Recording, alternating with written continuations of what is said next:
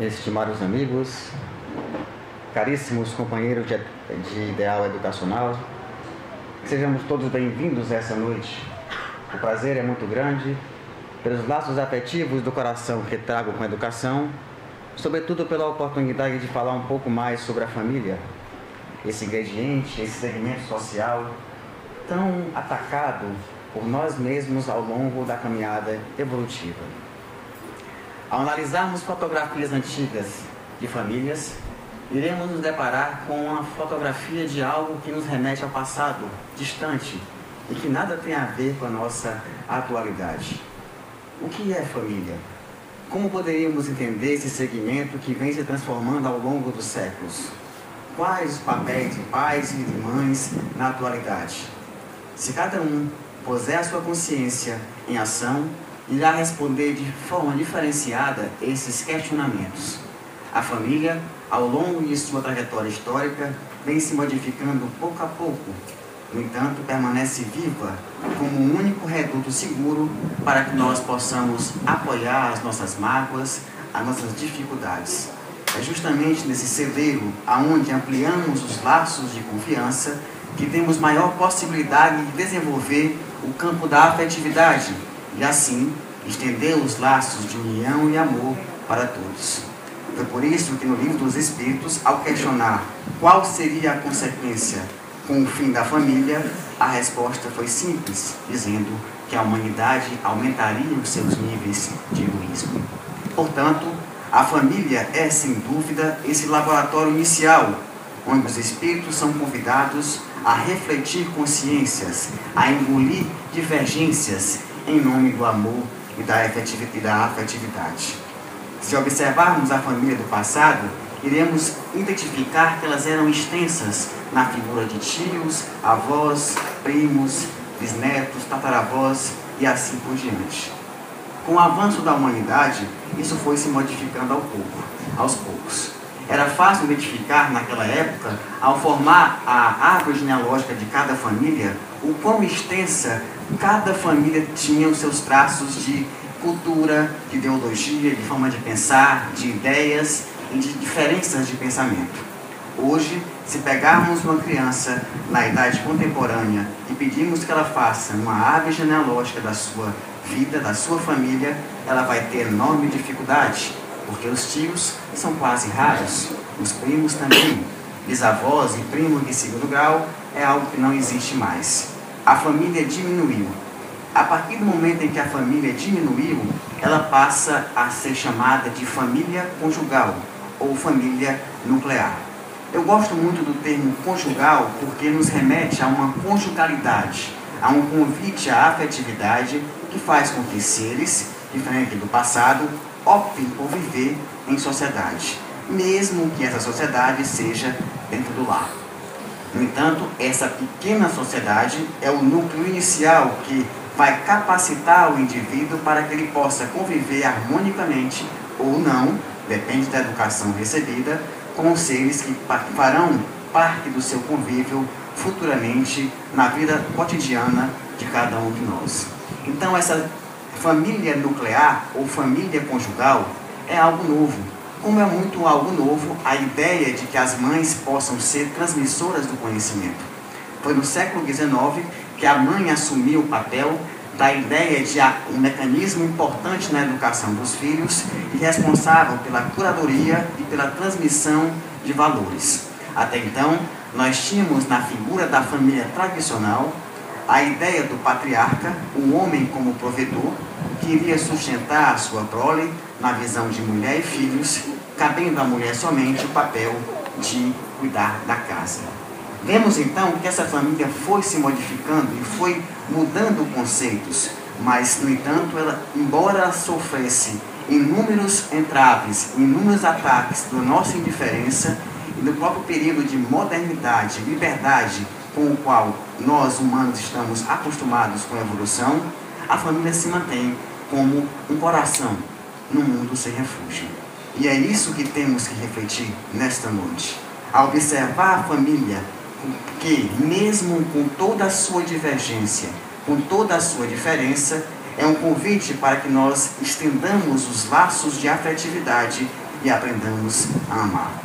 É na família, superando os defeitos uns dos outros e respeitando os laços de consanguinidade, que ainda são muito caros à nossa visão de pensar, à nossa visão cultural de acreditar na ligação das pessoas, é que faz com que nós passemos por cima de desavenças, de brigas, de intriga e estabeleçamos o perdão tão sonhado para restabelecer a harmonia familiar. Então é essa família que vive em sua dinâmica os inúmeros desafios que vão formar, no final, um núcleo de sociedade, um pequeno núcleo de sociedade. Quando eu opto por falar família conjugal ao invés de família nuclear, é justamente por isso, porque quando eu falo de conjugalidade, eu estou falando de uma realidade nova, porque até bem pouco tempo nós não casávamos por amor. Até bem pouco tempo nós não escolhíamos os nossos parceiros. Hoje nós casamos por amor, casamos quando queremos, temos filhos como quando queremos, ou seja, tivemos uma maior liberdade. E essa família, essa conjugalidade, vem nos lembrar que, de perto, ninguém é normal. Dentro do núcleo familiar, cada um tem uma forma diferenciada de pensar. E essa forma diferenciada de pensar nos faz entender que, em qualquer família, onde a conjugalidade esteja presente, as pessoas se amam. No entanto, as pessoas também se odeiam. E é inevitável isso.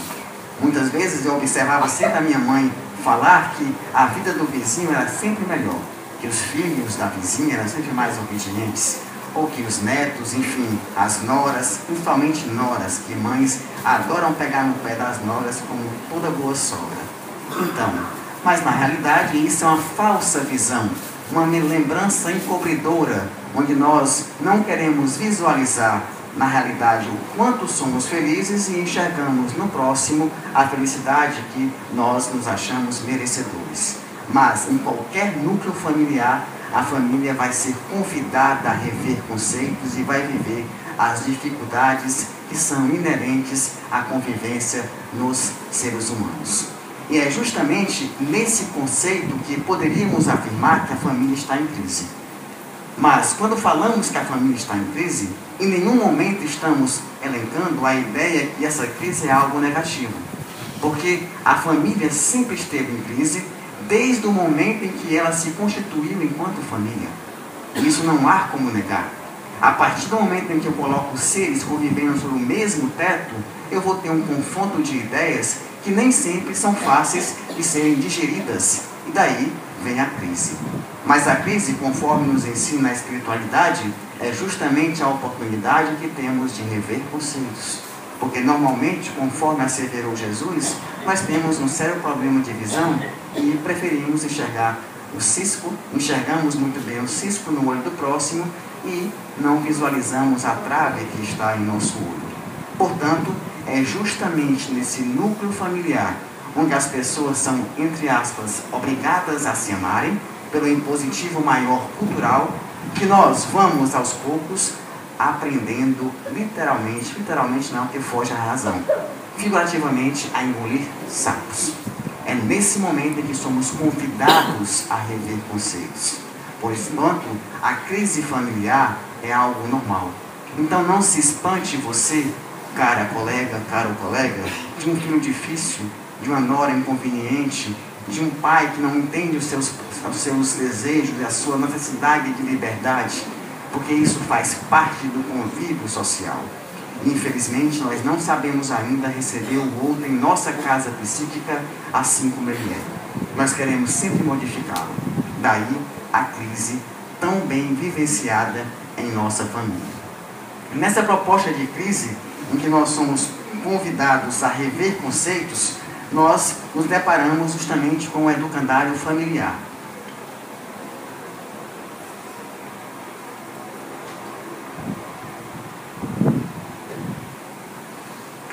livro Constelação Familiar, o espírito de Joana de Ângeles vai afirmar que a família é o bastão seguro para a criatura resguardar-se das agressões do mundo exterior, adquirindo valiosos e indispensáveis recursos no seu amadurecimento psicológico dentro da sua estrada evolutiva.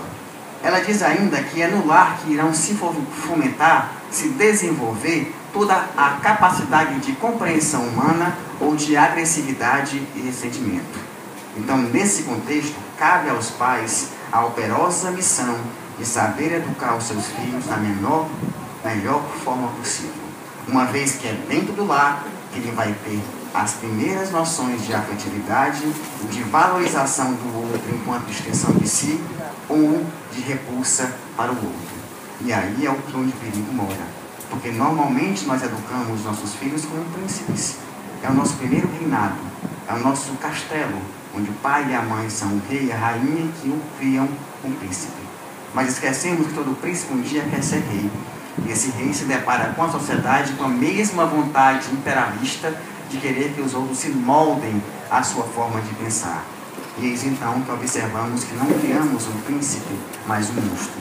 Daí a importância dos pais terem que dedicar total esforço em educar os filhos dentro de uma proposta educativa que fomente em seu caráter os valores tão fundamentais para que nós vivamos em sociedade.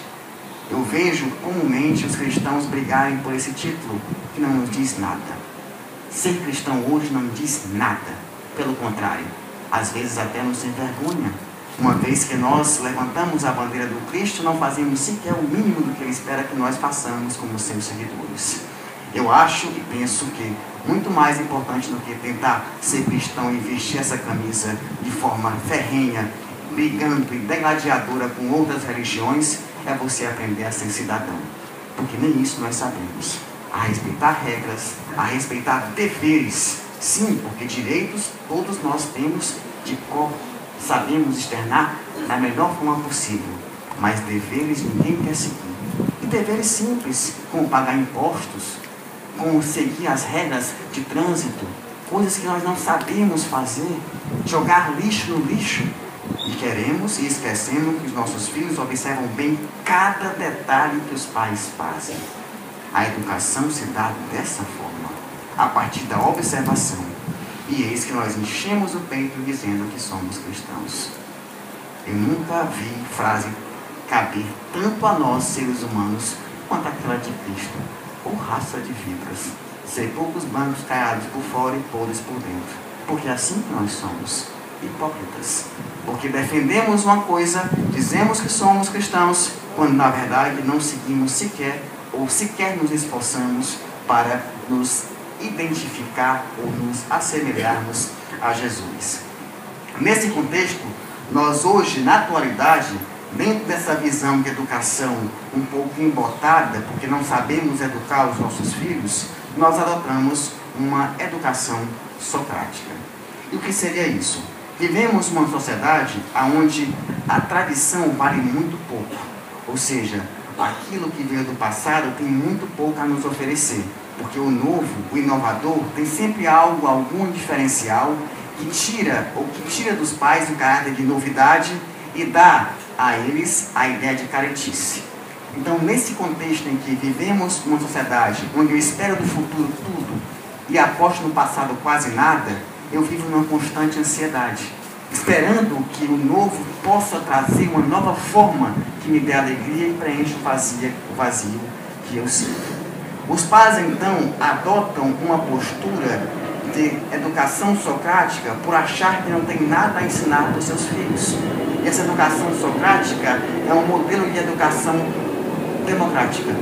Como os pais acham e não acreditam ter algo a transmitir para os seus filhos e acham que eles têm muito mais a aprender com o externo, eis que nesse modelo democrático instala-se a ausência.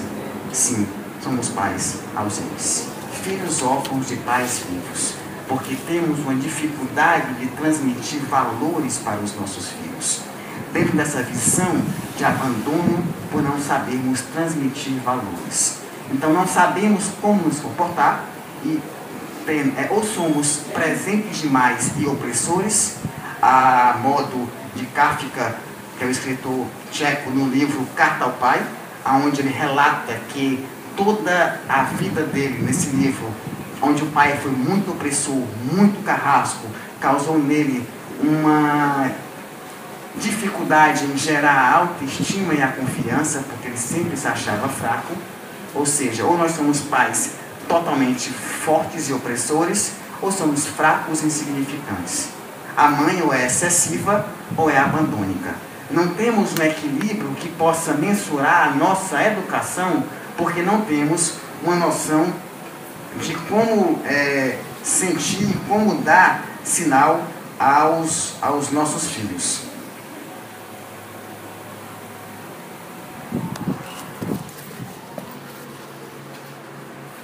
Nesse papel, diz Joana de Ângelo no livro Constelação Familiar, que aos pais cabe a grave e operosa tarefa de autopreparação para o sublime cometimento, graças ao qual se desenvolvem os valores intelecto-morais, preparando os filhos para a conquista da paz e da felicidade que tanto almejam. Vivemos numa sociedade onde os velhos, no passado, os velhos eram vistos como ícones. Na atualidade, os velhos são vistos como algo que não está mais presente no moderno. Quando eu não creio que o passado possa me trazer algo de bom, por dois motivos. Um é a tradição. A nossa tradição ocidental não enxerga nos velhos, nos idosos, nos anciãos, a mesma forma de visão que se via no passado, ou seja, a sabedoria. Vivemos hoje um momento em que a sabedoria está invertida. Os jovens parecem ser mais sábios por serem mais antenados e ligados com o novo. Por não acreditarmos nessa capacidade, por conta de valores culturais, em contrapartida, o jovem também não acredita nos antepassados, porque os antepassados no passado fizeram inúmeras santícias, a exemplo das guerras, do holocausto, da escravidão, da destruição do ecossistema em que vivemos. Então nós não temos muito que passar de exemplo para os nossos jovens. E os pais, dentro desse contexto, não sabem como se comportar e passam a se comportar como os filhos, buscando parecer com o filho para ser aceito. Então não temos mais o pai e a mãe, mas o boizinho e a boizinha que buscam se assemelhar com o filho para parecer mais jovem, nem que seja à custa de botox para esticar a cara. Nada contra a tecnologia, pelo contrário, elas estão aí para que nós possamos segui-las e usá-las, porque a medicina está aí para isso. A inteligência está no homem para isso, né? Para que nós nos mantenhamos cada vez mais jovens. Eu me refiro aqui ao excesso, porque nós temos muita dificuldade em lidar com as gerações, porque vivemos um confronto de gerações. Esse confronto de gerações é extremamente nocivo, porque o jovem precisa, de forma primordial, de um exemplo que ele possa seguir e auxilie-o em suas escolhas. Quando o pai se mistura ao filho, não sabendo mais, se vestindo como ele, falando como ele, para tentar e mendigar um pouco de atenção do filho, ao mesmo tempo, ele transforma o filho, essa educação, numa educação ausente, porque o filho não tem mais um referencial a seguir. Há de se buscar o equilíbrio. Há de se conquistar a amizade pelo filho, não se trocando pelo filho. Nós temos que pensar, como diz o psicanalista inglês Winnicott, os pais precisam ser vivos e fiéis a si mesmos e deixar que sejam assassinados pelos filhos enquanto os filhos forem adolescentes. O que ele quer dizer isso? Ele diz que os pais devem permanecer vivos e fiéis a si mesmos. Não precisamos nos envergonhar daquilo que somos, porque por mais diferentes e retrógrados que possamos ser na visão do filho, nós temos inúmeras experiências a mais do que ele. Eles terão que fazer muita besteira para se assemelhar e chegarem ao ponto em que nós chegamos. Então os pais têm que ter essa consciência. O Winnicott tinha essa visão de que os pais deveriam permanecer vivos e fiéis a si mesmos e deixarem de ser assassinados pelos filhos enquanto eles estiverem adolescentes. Com o passar do tempo, ele quer dizer que nós teríamos que criar o indivíduo de forma a capacitá-lo para viver com o exterior. e que à medida que ele fosse crescendo, ele tornasse independente e pudesse ser um ser vivo, individual, sem mais precisar do paiinho e da maninha para protegê-lo. No momento não temos isso. Temos pais super protetores, mães super possessivas, e isto é extremamente nocivo. Um pai e uma mãe extremamente presente não criam um filho, criam um psicótico. Um pai extremamente ausente, uma mãe extremamente ausente não cria um filho, cria um autista. É justamente o equilíbrio que existe na educação que pode favorecer de forma significativa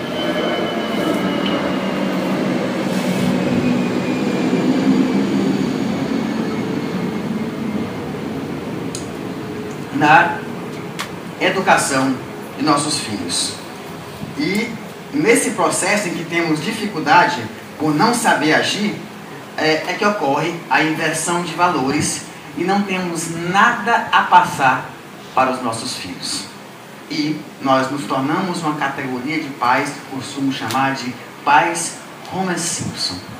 O Homer Simpson é um personagem muito conhecido por todos nós, é um seriado muito conhecido, e certa feita, Homer, em um de seus episódios, estava num diálogo com Bart, que é seu filho, e ele disse: filho, tem 3 coisas na vida que você tem que entender que me auxiliaram muito a ser o que eu sou, e são importantíssimas a você. A primeira é: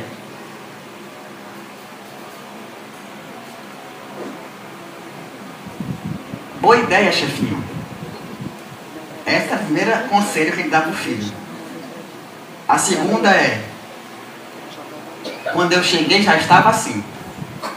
E a terceira, não mais esdrúxula do que as outras duas, é: não diga que fui eu. O que é que uma educação desse nível está a passar para os filhos? Nada. Está a passar um método de que os filhos não podem ser responsáveis por seus atos. E isso é extremamente um vazio. E naturalmente tem sido assim a educação nossa para com nossos filhos. Não estamos conseguindo transmitir valores, porque o Homer Simpson, a família Simpson, nada mais é do que um retrato da nossa família moderna, aonde não há uma harmonia ideal dentro do lar. Vejam vocês que no Simpson, a única que tem juízo é a Lisa, que vive a teimar com o pai e tentar passar um pouco de educação e cultura para que ele possa criar juízo. Então nós temos esse comportamento.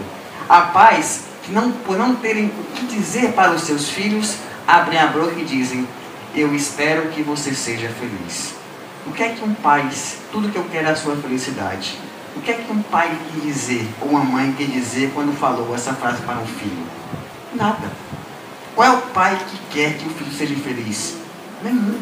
Mas na verdade ela não tinha o que dizer por ter uma pobreza de valores a transmitir, coisa que nas gerações passadas era um pouco diferente, porque os pais tinham a necessidade e o compromisso de impor valores aos filhos. A questão do exemplo, da honra e do caráter era muito bem delineado nos modelos educacionais do passado. Eu diria até um pouco exagerado, um pouco a mais da conta. Mas hoje não há essa preocupação em se passar a honestidade, em se passar o valor da palavra empenhada. E eis que nossos filhos aprendem a mentir desde cedo, porque é através desses joguinhos que eles nos usam para conseguir coisas. E nós caímos dizendo daquela frase: tão sabidinho, olha como é inteligente. Na verdade, o pai mal percebe que ali está começando a construir o primeiro corrupto, o primeiro delinquente. Então é desde cedo que se forma os caracteres do caráter humano.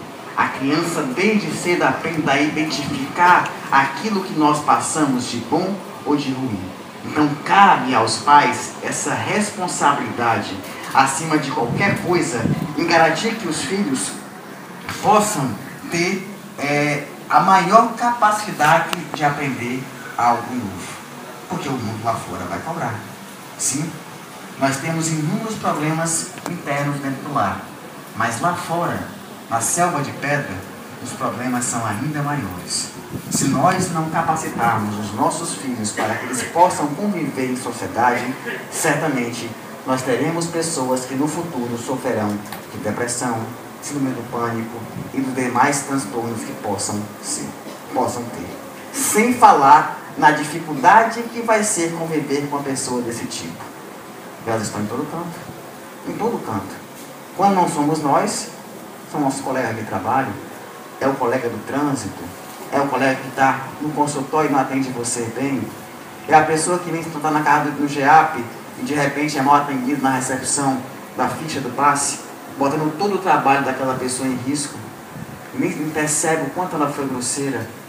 São os pequenos detalhes que nos perdemos, porque nos preocupamos sempre em ser cristãos de primeira grandeza, quando na realidade não sabemos sequer sermos cidadãos. Então temos essa dificuldade, nós temos um foco distorcido para o real objetivo de estarmos aqui, que é a educação. Antes eu achava que viver 80 anos era uma eternidade. Sim, no começo, quando eu era espírita, eu achava, meu Deus, passar 80 anos aqui é muito tempo. Hoje, quando eu já me aproximo dos meus 40, eu tenho percebido que está se acabando. Está parecendo que foi ontem.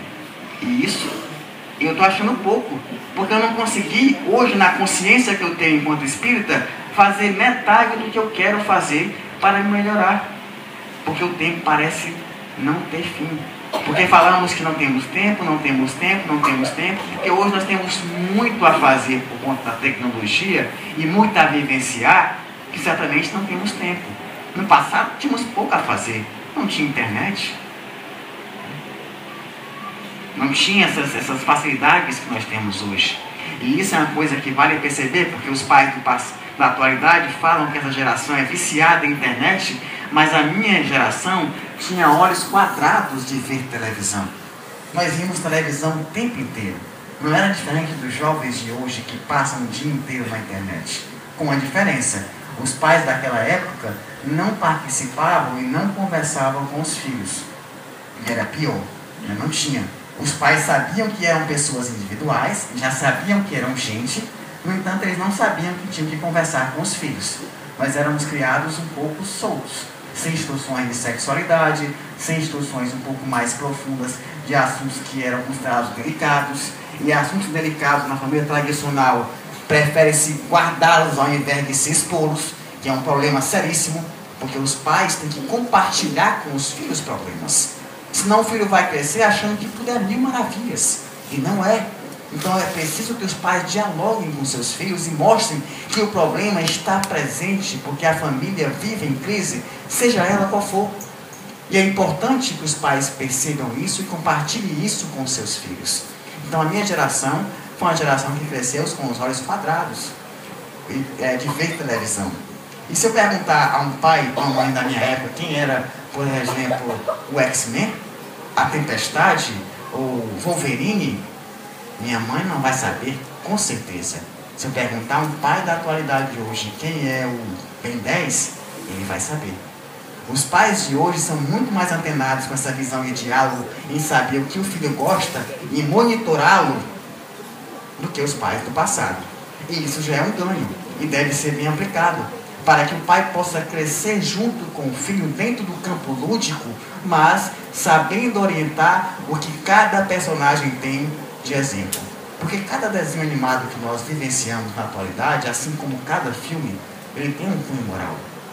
Ele tem uma mensagem que vem por trás. Se você tiver uma sensibilidade suficiente para perceber, ótimo, vai perceber. Se você é levado pelo aquele espírito de manada e vai ao cinema somente por ir para ver aquele monte de sangue e tiro sem fim, você vai sair dali e não fez nada a não ser ficar com a adrenalina mais acesa por ter se emocionado com o filme, por ter se excitado com o filme. Mas cada filme, cada segmento, cada desenho tem um segmento. E educar é oferecer exemplos, desde que o educando copia com mais facilidade as lições vividas que lhes são apresentadas, do que as teorias que são repassadas. Ou seja, o exemplo é fundamental. Em família não se ensina, se transmite. Uma vez que Os filhos aprendem a partir do inconsciente parental.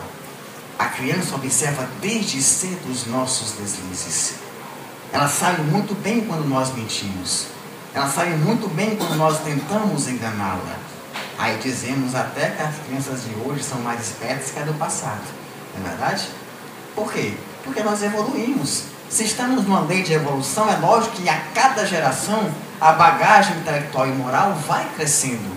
Então nós temos, fatalmente, crianças que são mais espertas do que talvez nós fomos na época em que nós vivemos, numa educação castrada, onde os pais não deixavam que os filhos se manifestassem, onde nós éramos presos a regras muito fortes, a um pai patriarca opressivo.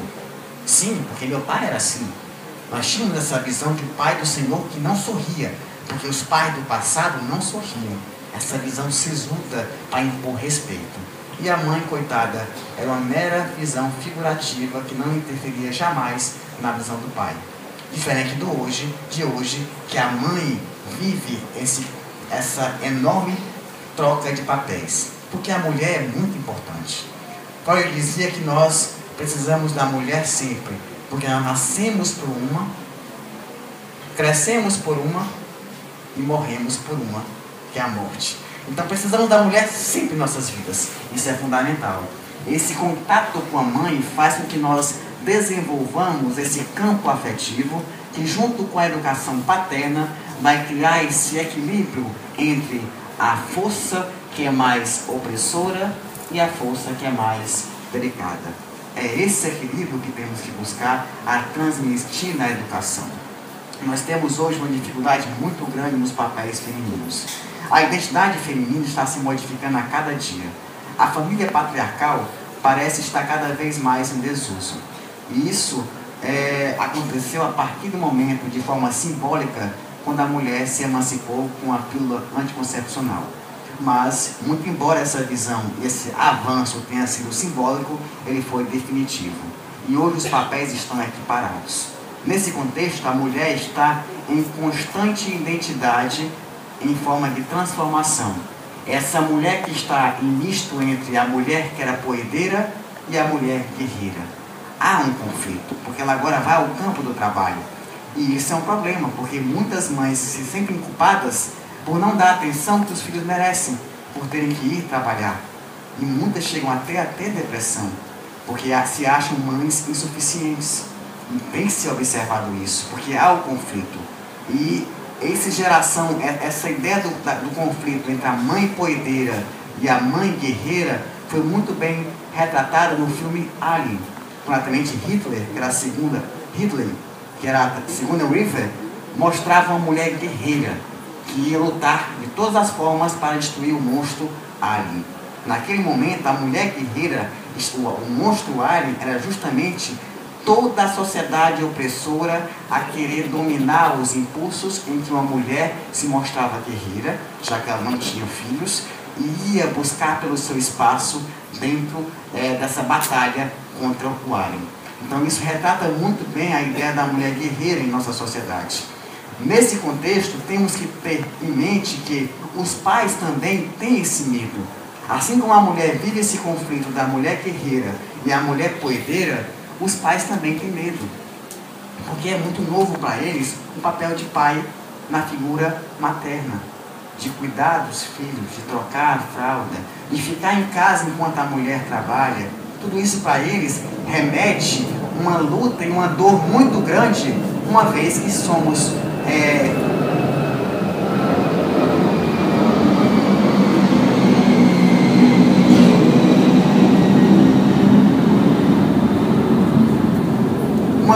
moldados por uma sociedade machista, onde o homem não pode expor os seus laços de delicadeza. Só que isso está modificando. O homem há 10 anos atrás, na visão machista, era um brucutu. Graças à comunidade homoafetiva, isso vem modificando. Os homens já se depilam, aparam os pelos, tiram a sobrancelha, colocam gel no cabelo.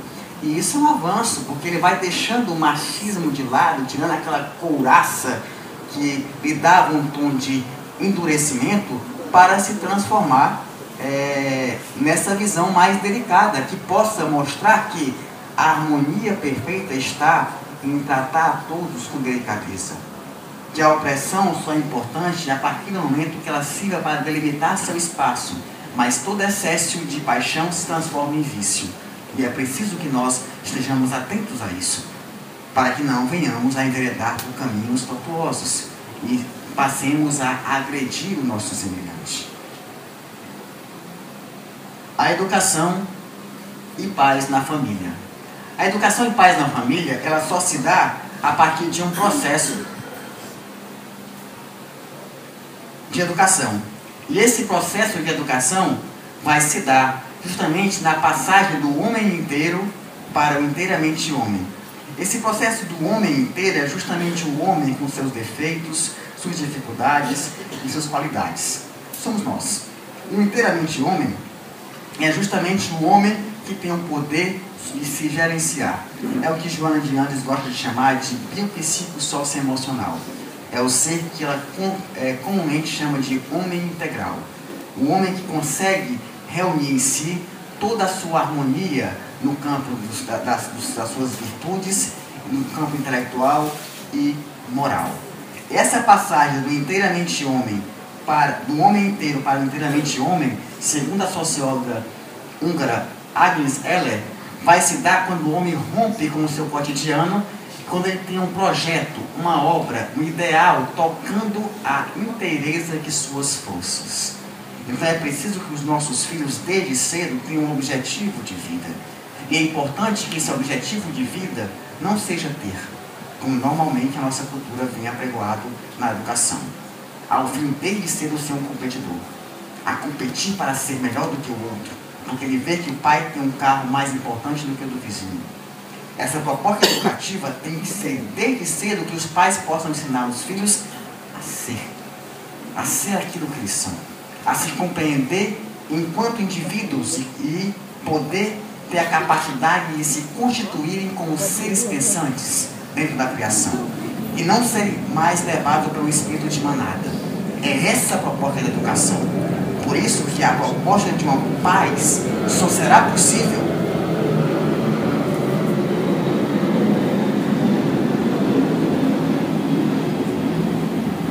quando nós passarmos a incutir nos nossos filhos desde cedo, através da transmissão, porque lembre-se, em família não se ensina, se transmite a partir do exemplo. É a partir do exemplo.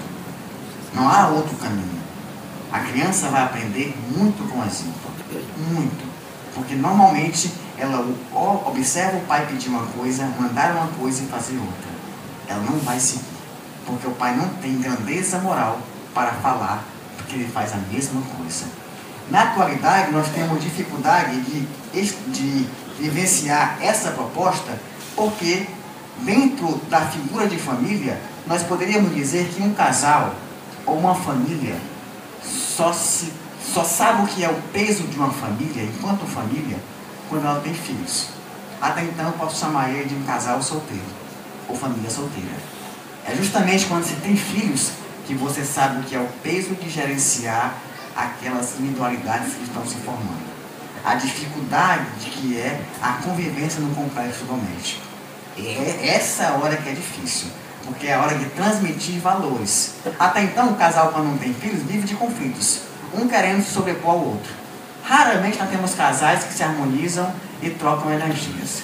Na maior parte, somos casais que trocamos entre carinhos, entre beijos e abraços, tem os tapas que são frequentes, porque queremos dominar a forma como o outro pensa. Então, um casal tem a ideia de o que é casal, como o peso da responsabilidade. Um casal, uma família, já que tem família que não precisa ser casal, né? Famílias monoparentais, só sabe o que é quando tem um filho, porque sabe a dificuldade que é transmitir valores. Se é difícil seguir regras, imagine transmitir e fazer com que as pessoas transmitam e sigam essas regras. É mais difícil ainda. E essa dificuldade se dá em nós porque a única herança que nós temos da educação para passar para os filhos é a lembrança da ideia de quando nós fomos filhos. E normalmente isso é negativo, porque nossos pais não souberam nos educar, em raríssimas exceções. Então nós transmitimos a mesma coisa que o nosso pai nos tratava, que nossa mãe nos tratava. Pode observar, nós reclamamos a vida toda, a juventude toda, da forma como qual nós fomos criados, mas nós nos comportamos idênticos aos nossos pais, como diz muito bem a música de Renato Russo. Somos os mesmos, né? E vivemos como os nossos pais.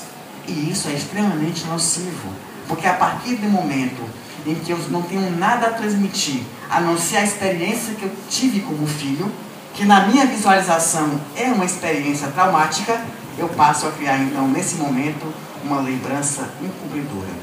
Eu quero esquecer tudo aquilo que eu vivenciei e dar para o meu filho só o bom e o melhor. Aí está a dificuldade. A maldita ideia que o pai tem de querer dar para o filho tudo aquilo que ele não teve. É uma ideia que ele acha que, vendo o filho ter aquilo que ele sonhou e não foi possível, vai satisfazer o vazio de felicidade, aquilo que ele sonhou para si. Ele diz: meu filho, eu vou lhe dar tudo o que você queria, né, tudo que eu queria e não tive. Vou proporcionar a você uma vida mais fácil que eu não tive, porque eu quero que você seja feliz, porque a minha vida foi muito dura. Então o que é que o pai passa para o filho ao fazer isso? Ele passa uma ideia de gozo. Uma ideia que a vida é só felicidade. E a vida não é só felicidade. Essa criança vai crescer como um príncipe achando que merece ser um rei. E ela vai perceber que lá fora a vida é diferente, que não há facilidade, que os conflitos serão inevitáveis, que não há, em dado momento, o paizinho e a mãezinha para protegê-lo. Aí nos deparamos com um enorme conflito. Aí esse filho não vai ser futuramente um bom pai, um bom marido, um bom médico, um bom advogado, um bom professor. Ele não vai saber ser nada, porque ele não recebeu nenhum valor agregado à sua educação. Uma educação vazia. Ele teve tudo de mão beijada. E isso é um erro que comumente nós, enquanto pais, cometemos.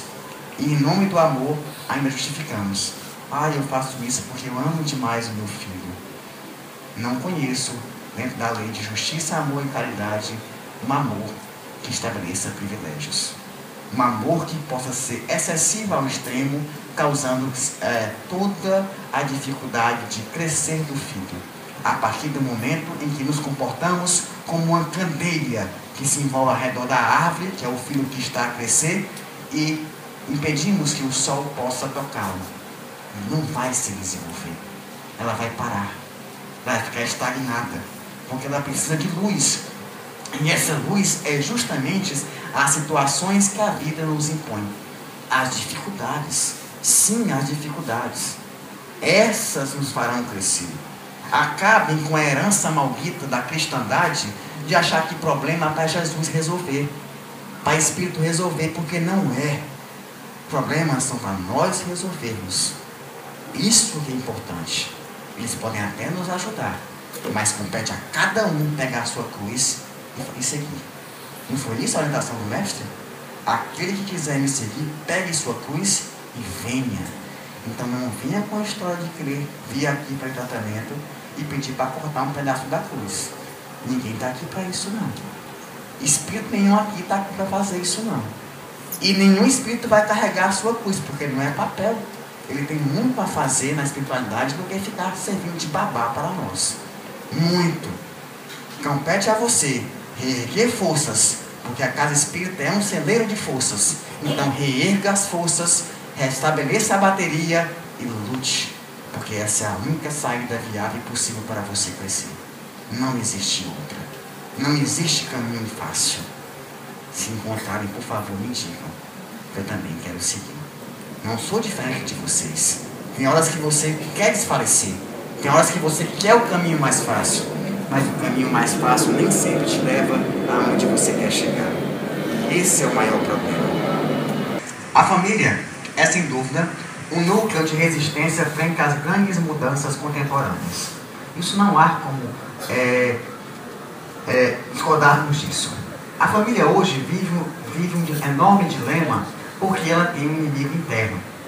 Não que nós não tenhamos inimigos externos, e temos aos montes: a violência, a corrupção, a indiferença social, o desamor, a corrupção, enfim. Se formos elencar os problemas externos que assolam o nosso caráter no dia a dia, iremos passar a noite aqui enumerando as dificuldades de relacionamento dos seres.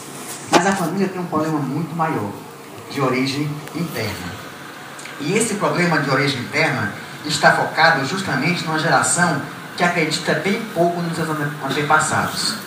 Quando eu creio no futuro quase em tudo e no passado quase nada, eu vou ter justamente essa maior dificuldade em passar para os filhos esses valores.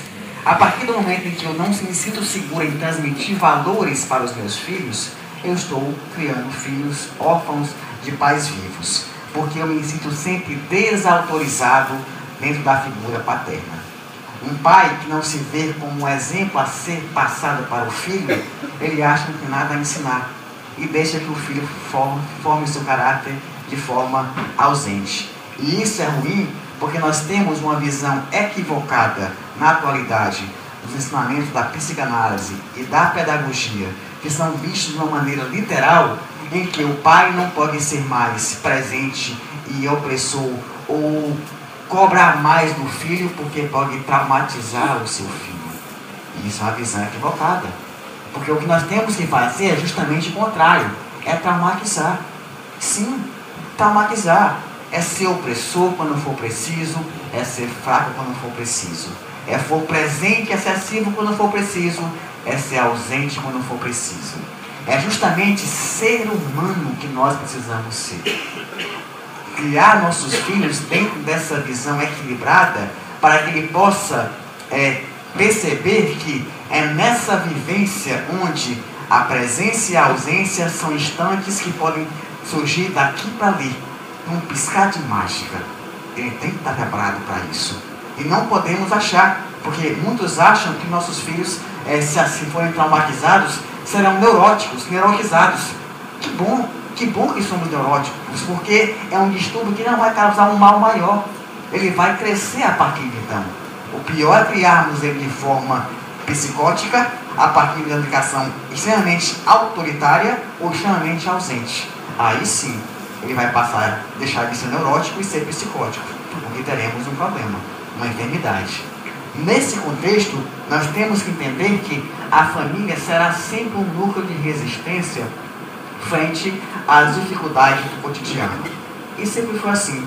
Aqui nós temos famílias muito bem conhecidas de todos nós, desde as novas gerações aos mais antigos, os dinossauros, que vão conhecer esses modelos de família. A família Homer Simpson, a família Simpson, é muito bem caracterizada por um pai que não sabe gerenciar os seus filhos. Vejam vocês, o Homer é chefe de segurança de usina nuclear. Um papel de alta importância e responsabilidade. Mas ele não sabe sequer gerenciar a família. Precisa o tempo todo dar exemplo de caráter. Isso não é diferente de uma piorada no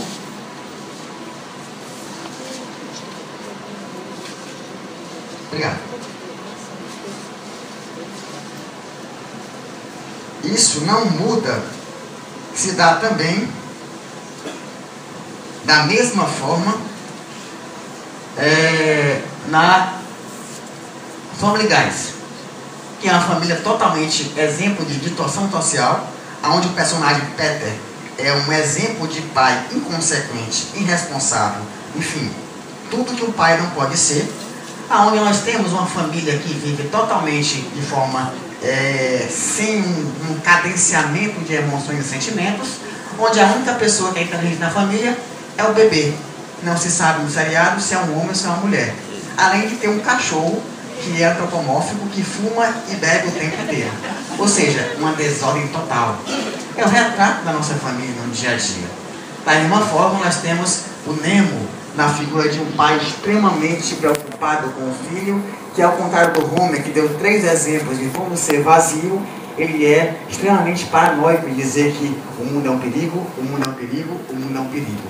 Porque ele sente a culpa de não ter tido capacidade de proteger a mãe do perigo e assim ter está agora na função de ser pai, e é esse homem que não sabe conviver com a nova visão de ser mãe. É esse homem que eu falei que tem medo, assim como a mulher tem medo de gerenciar. Nós temos no ponto oposto os Jetsons, que era a família do futuro, que o desenho americano passa no ano de 2068, e mesmo no ano de 2068, a família é família. O pai, a mãe, eles jantam no mesmo horário, ou seja, não mudou. O tempo se rompeu, mas a família permanece presente. E no passado extremo temos Flintstones, onde retrata essa nova forma de família, que muito embora seja do passado, mostra uma família bastante contemporânea, que é um homem que não tem mais poder patriarcal, aonde o Fred não é respeitado sequer pelo Dino, que é seu cachorro. Então esses são os traços da família, que não mudam e não se diferenciam, fazem parte do nosso dia a dia. E a família justamente é esse refúgio, é esse coração num mundo sem refúgio, é esse local onde nós temos a oportunidade de chegarmos quando precisarmos e falirmos. Sim, porque isso é importante, porque estamos acostumados a adotar uma postura de fortes o tempo inteiro. Achamos que não podemos falir. E a família, gente, deve ser o único local onde ao final do dia eu posso ter a possibilidade de chegar e dizer que eu falei. Se o pai não tiver a liberdade de chegar em casa e dizer para sua esposa e seus filhos que ele faliu, ele não vai ter em si uma família como ponto seguro. Se o filho não tiver a oportunidade de chegar em casa e dizer para o seu pai e para a sua mãe, ou para os seus dois pais, ou para as suas duas mães, que chegou em casa e faliu, ele não vai ter a oportunidade de ter a família como porto seguro onde ele pode falir. Porque família serve para isso. É um coração no mundo sem refúgio. E por mais que ela seja diferente, por mais que ela tenha se modificado ao longo do tempo, nós temos que entender que nós precisamos criar dentro da estrutura familiar um retorno às estruturas parentais que está praticamente em desuso. Os pais, ao se comportar como os filhos, perdem total gerência daquilo que é a rotina familiar. Não há mais uma hierarquia. Eu não me refiro aqui à hierarquia de poder, mas à hierarquia de afetividade, onde os filhos possam chegar em casa e confiar nos seus pais, por acreditar que afetivamente eles sejam mais preparados para lidar com dificuldades que eles ainda não têm, não possuem, por não ter ainda uma maturidade psicológica por fruto da idade. Os pais precisam se capacitar.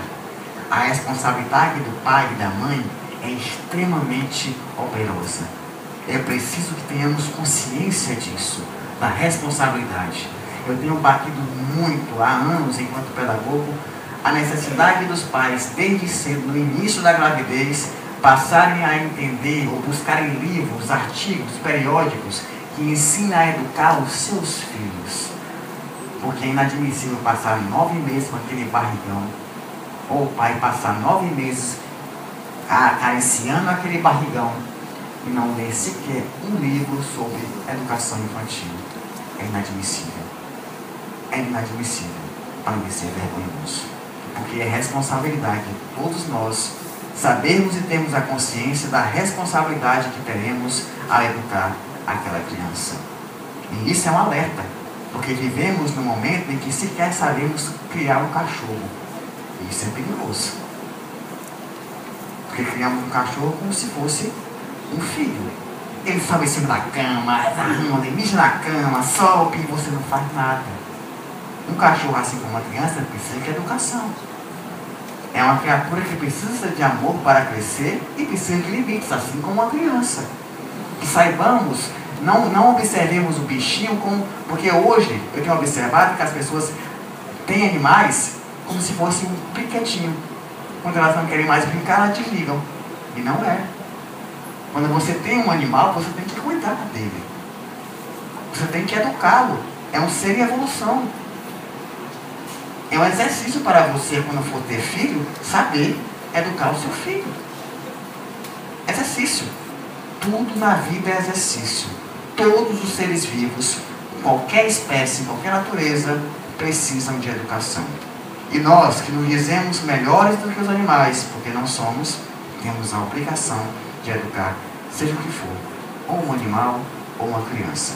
Faz parte. Nós somos responsáveis. Se temos mais maturidade afetiva, então que saibamos amar com responsabilidade, porque esse é o convite de todos nós. Que saibamos assumir a responsabilidade que nos cabe na criação. A escritora e filósofa francesa Simone de Beauvoir vai dizer que vivemos numa cultura que busca a valorização do ato do assassinato ao invés do ato de vida. É por isso que a mulher da vida é tão esquecida e tão desrespeitada ainda pela cultura materialista, pela cultura machista.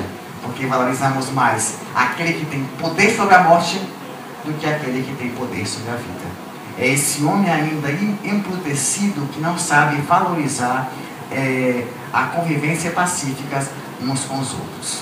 Mas se você, pai, fez de tudo para educar seu filho, porque essa é uma pergunta que comumente chega a mim. Eu ouço muitos pais que vêm conversar comigo e perguntam, dizem que fizeram de tudo para educar seus filhos, deram o bom e do melhor em termos de valores morais, e mesmo assim eles não quiseram. Foram benefícios pagos com gratidão. Para esses pais que têm esses filhos e que deram tudo para que eles pudessem ser homens de bem, e mesmo assim eles optaram pelo caminho mais difícil e tortuoso, segue a mensagem do Evangelho segundo o Espiritismo, capítulo 14, item 9, aonde Santo Agostinho vai dizer perfeitamente essa mensagem para os pais. Desde pequenina, a criança manifesta os instintos bons ou maus que traz da sua existência anterior. A estudá-los devem os pais aplicar-se. Todos os males se originam do egoísmo e do orgulho. Espreitem, pois, os pais os menores indícios reveladores do germe de tais vícios e cuidem de combatê-los, sem esperar que lancem raízes profundas. Façam como o bom jardineiro, que corta os rebentos defeituosos à medida que os vê apontar na árvore. Se deixarem que se desenvolvam, o egoísmo e o orgulho não se espantem e serem mais tarde pagos com gratidão. Agora, quando os pais dão feito tudo o que devem pelo adiantamento moral dos filhos, e mesmo assim não alcançam o êxito, não têm de se culpar a si mesmos, e podem conservar a consciência tranquila. Ele continua no Evangelho. Permaneçam e esperem uma nova oportunidade para que esse filho em outra encarnação retome a sua caminhada e siga novamente ao caminho da construção dos valores morais.